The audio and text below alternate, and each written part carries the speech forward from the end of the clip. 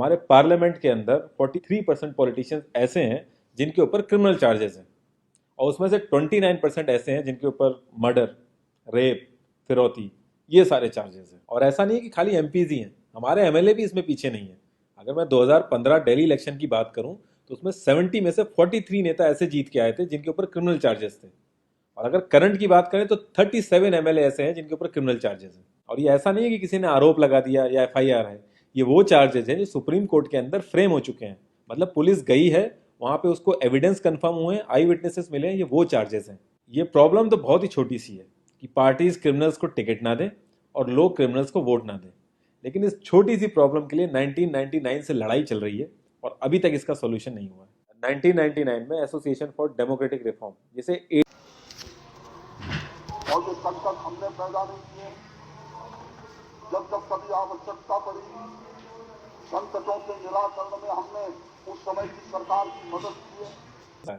इतना पैसा खर्च करके कोई जब आएगा तो वो रिटर्न ऑफ इन्वेस्टमेंट नहीं देखेगा। ऐसे ये सारी पार्टीज आपस में कितना लड़ती रहती हैं, कितने वैचारिक मतभेद हैं इनके आपस में, लेकिन जब भी ट्रांसपेरेंसी इन पार्टी फंडिंग की बात आती है, ये सब लोग एक जैसा राग अलापते हैं। ये लोग कभी भी पार्टी फंडिंग में ट्रांसपेरेंसी आने ही नहीं देंगे। एक बार जब ये लोग पावर में आते हैं ना, तो पूरा का पूरा सिस्टम इनके हिसाब से चलता है, और जो पुलिस वाले इनके हिसाब से नहीं चलते ना, उनका ट्रांसफर हो जाता है।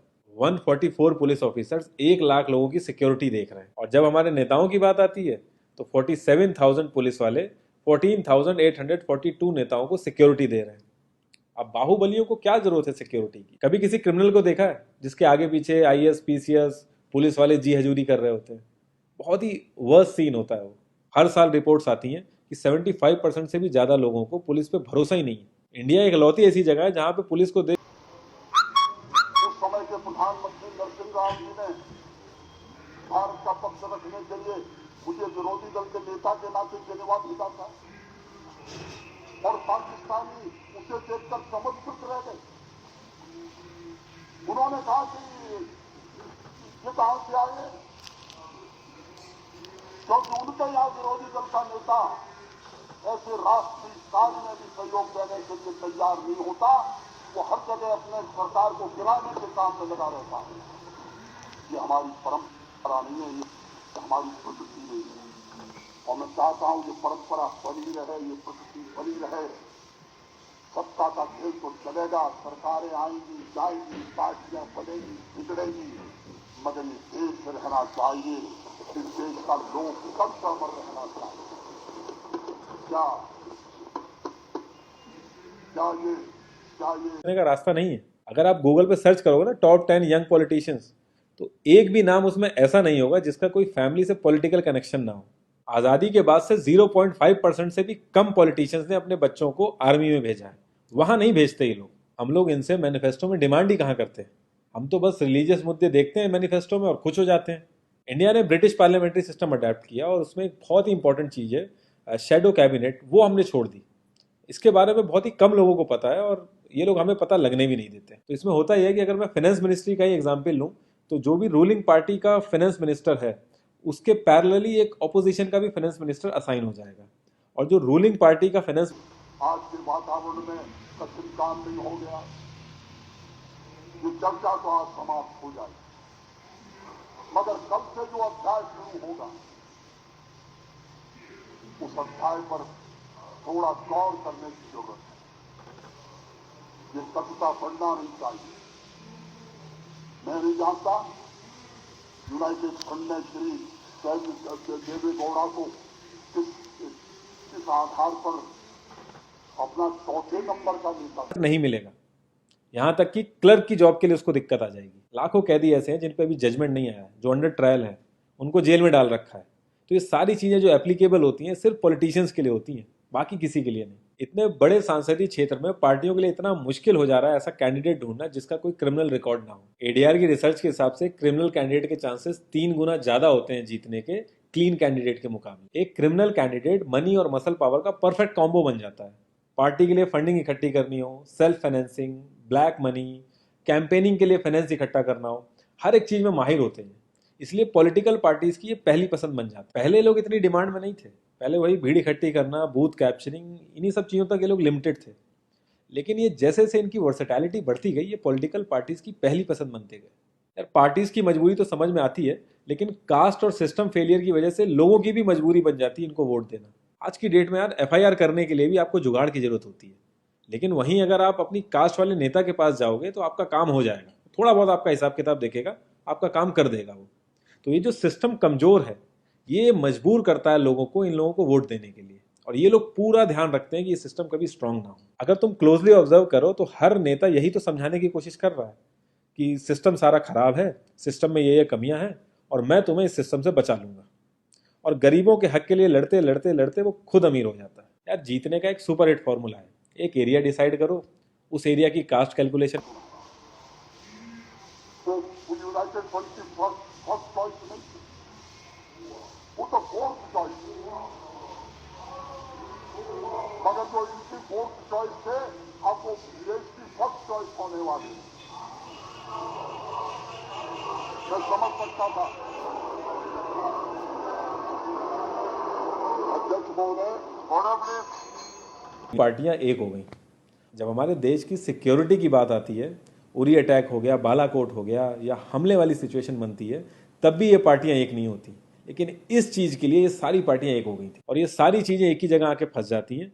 इंडिया के कानून के हिसाब से जब तक किसी भी आदमी के ऊपर फाइनल जजमेंट नहीं आता, तब तक वो बेकसूर है, और उसी चीज का फायदा उठता है। अगर कोई IAS-PCS की तैयारी कर रहा है और उसके ऊपर क्रिमिनल चार्जेस हैं, तो उसे ऑफर लेटर। मेरे मित्रों को समझना चाहिए कि मैं भी निर्वाचित होकर आया हूं। उन्हें ये भी समझना चाहिए कि मैं सबसे बड़ी पार्टी के नेता के नाते राष्ट्रपति महोदय द्वारा प्रधानमंत्री नियुक्त हुआ हूं।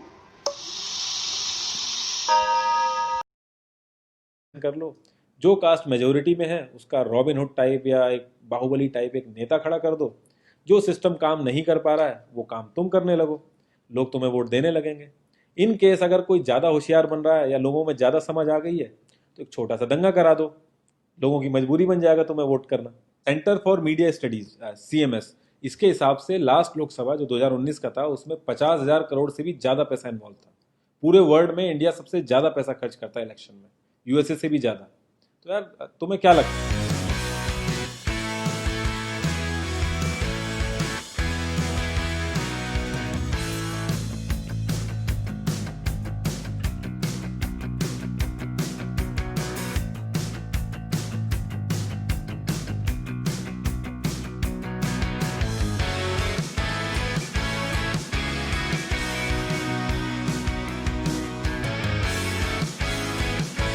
NDR नाम से ज़्यादा जानते हैं लोग।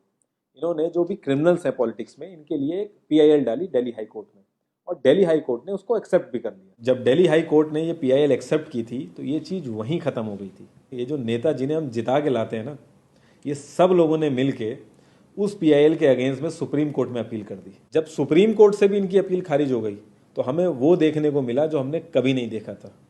ये सारी पढ़ाई से डिस्ट्रैक्ट करता था। उसका मानना था कि एग्जाम स्टॉप करने के दो ही तरीके हैं, या तो खुद मार्क्स अच्छे ले आओ या दूसरों के कम कराओ। रैंचो ने साइलेंसर को कि इंसान सेफ फील करने की बजाय डरता है। एक 15 साल के बच्चे तक को पता है कि IPL में सट्टा लगाने के लिए किसके पास जाना है, लेकिन हमारी पुलिस को नहीं पता। और ये सारा सिस्टम, ये जो वीक सिस्टम है, हमारे नेताओं को बहुत सूट करता है, क्योंकि जिस दिन ये स्ट्रांग हो गया तो इन सब की दुकानें बंद हो जाएंगी। इंडिया की 65% आबादी 35 की एज से नीचे है। जो हमारा लोकसभा है उसकी एवरेज एज है 54, और राज्यसभा की एज 63.5 है। एक दो केस अगर छोड़ दें तो आम आदमी के लिए पॉलिटिक्स में घुस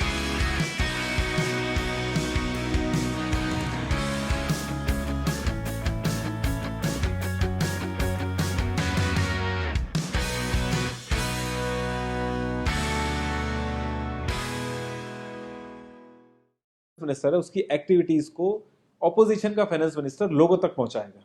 और इसी तरीके से हर डिपार्टमेंट में होता है, और लोगों के लिए बड़ा बेनिफिशियल रहता है ये, क्योंकि एक छोटे से छोटे काम के लिए हमारे इंडिया में बहुत सारी मिनिस्ट्री इन्वॉल्व रहती हैं, तो एक्चुअल में किस नेता की गलती है पता ही नहीं चल पाता है। इस तरीके के बहुत सारे कॉन्सेप्ट हैं जो हम लोगों को पार्टी से मैनिफेस्टो में डिमांड करने चाहिए, क्योंकि हम लोग तो हमेशा मंदिरों और मस्जिदों के लिए ही लड़ते हैं। ये सारी चीजें एकदम से तो सही हो नहीं जाएंगी, लेकिन एक चीज हमारे हाथ में है कि यार हम कम से कम किसी क्रिमिनल को तो वोट ना दें। और ऐसा तो होता नहीं कि सारे के सारे लाइन से क्रिमिनल ही खड़े हो जाते हैं। हमें बस इतना करना है कि जो भी कैंडिडेट क्रिमिनल है हमें बस उसे वोट नहीं देना है, भले ही वो हमारी फेवरेट पार्टी का हो, भले ही वो हमारी कास्ट का हो। बस एक दो बार हमें ऐसे करना, फिर इन लोगों को टिकट ही मिलना बंद हो जाएगा पार्टियों से। जितनी रिसर्च हम अपना मोबाइल फोन खरीदने में करते हैं ना, उसकी 10% रिसर्च भी अगर हमने अपने कैंडिडेट के बारे में कर ली तो ये क्रिमिनल जितने भी हैं पार्लियामेंट में नहीं दिखेंगे, ये वहीं दिखेंगे जहां इनको होना चाहिए।